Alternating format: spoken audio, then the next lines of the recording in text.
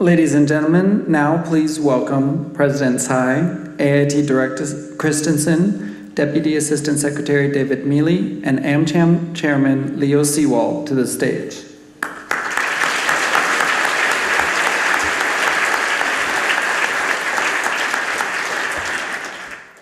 And it is now my pleasure to introduce the Chairman of the American Chamber of Commerce in Taipei, Mr. Leo Seewald.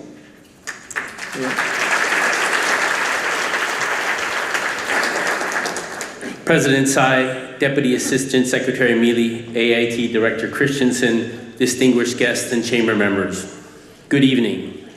I'm delighted to welcome you all to the 51st Annual Hsieh Nien Fan of the American Chamber of Commerce in Taipei.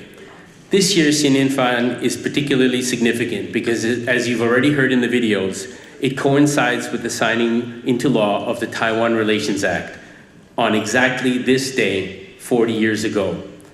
I understand that there will be a party similar to this happening in Washington in just a few hours, so if any of you are looking for an after party, I suggest that you get on a plane and go to that. For the people who will remain, those who do not know, the Taiwan Relations Act, or TRA, forms the basis of the US-Taiwan relationship and has helped create stability for Taiwan to prosper. It is the legal foundation that has made possible 4 decades of ever stronger ties in such areas as trade, investment, and an extremely broad range of cultural and educational and scientific cooperation. 1978 and 1979 were a defining period for the American Chamber of Commerce in Taiwan, as the Chamber stepped up and played a key role in assuring the continuity by advocating for a stable, secure relationship between the US and Taiwan. A bit of history. The initial draft of the TRA legislation was too vague, so the then chairman of the American Chamber of Commerce, Robert Parker, made several trips to Washington where he testified before congressional committees. He called for a clear statement of American commitment to Taiwan's stability, as well as assurances that the substance of the bilateral relationship would be maintained despite the change in form. Among many scholars and other experts who testified, Mr. Parker, on behalf of AmCham, was the main voice of the business community, stressing the importance to American businesses of being able to operate in an environment of security and certainty. Thankfully, the final version of the TRA addressed those concerns. During the same period, the termination of US diplomatic presence in Taiwan put in jeopardy the legal standing of numerous American community institutions, everything from the Taipei American School, the American Club, to youth organizations like the Boy Scouts and the Girl Scouts, as well as the English radio station now famously known as ICRT. Can you imagine Taiwan without Afu's Taxi? And let's face it, were it not for ICRT, who would still be playing Air Supply? In any case, AmCham stepped forward, taking the lead in ensuring new arrangements were made to preserve these institutions for future generations. That period in 1979 was an example of AmCham stepping up to protect its members and the stability of Taiwan, and was certainly one of AmCham's finest hours. But it was not the only example of the Chamber taking on big issues and playing an important role in Taiwan's history. The central theme for AmCham has always been, and will continue to be, the stability and prosperity of Taiwan.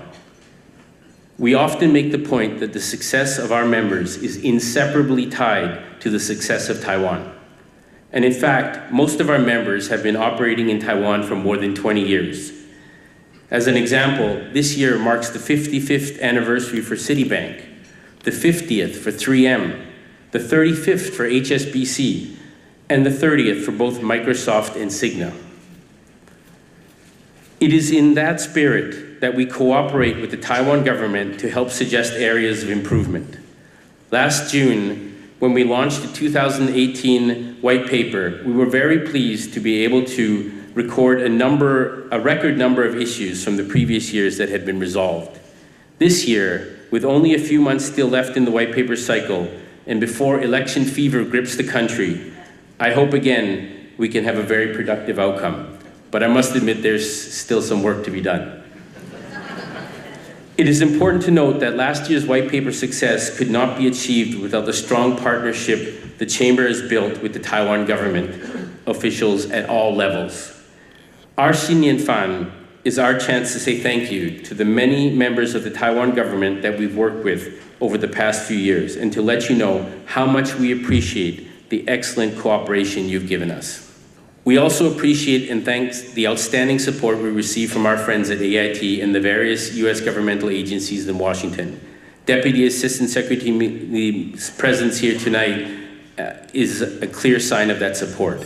Thank you, Das Mealy, for making the trip. I haven't checked with you whether you're attending the after party, but we'll find out later. Given our legacy and dedication, stands ready to offer our support to Taiwan through what appears now to be another period of dramatic change. Supply chains are shifting, climate change issues demand attention, and new disruptive technologies, everything from cloud computing, 3D printing, to the digital economy, are rapidly transforming the way business is done. The companies AmCham represents are world leaders in driving innovation. And as Taiwan confronts the challenges of this new technology-driven economy, the Taiwan government should know that it has a steadfast friend and supporter in the American Chamber of Commerce. Finally, and most importantly, as the AmCham Business Climate Survey points out, our members believe Taiwan has a bright future, and we are all on the same side to make this happen. With that thought, I would like to thank President Tsai for joining us again as our keynote speaker. It is always a pleasure to have you with us. And we also appreciate the determination that you and Premier Su and other members of your administration have shown in ensuring that Taiwan remains a vigorous part of the global economic community.